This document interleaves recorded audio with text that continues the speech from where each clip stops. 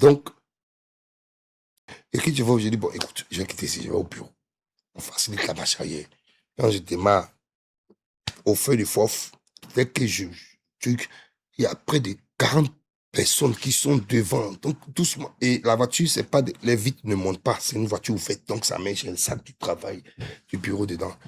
Donc, je fais un coup d'accélération, j'entends un bruit. Oh. Et puis, la voiture va dans un seul sens. Donc, la voiture me lâche. Il n'y a pas de... Je ne sais même pas expliquer. Je prends le volant, je fais comme ça.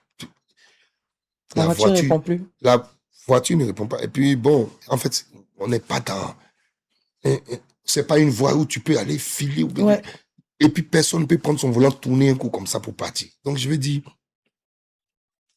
ça arrive, mais je suis complètement choqué. Je partais au travail.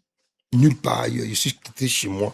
Entre chez moi et chez Fof, c'est 5 minutes. Ouais. Et là, la voiture, mais ils n'ont qu'à les soulever, vérifier tout en bas, parce que les voitures comme ça, en plus, c'est pas une voiture, j'ai l'habitude d'avoir des voitures sport. Bon, les voyageurs savent quand même le week-end, et puis encore pas tous les week-ends. Et puis, comme on dit, quand quelque chose doit arriver, ça arrive. Ça, j'ai compris, hein. Ça, c'est Dieu, hein.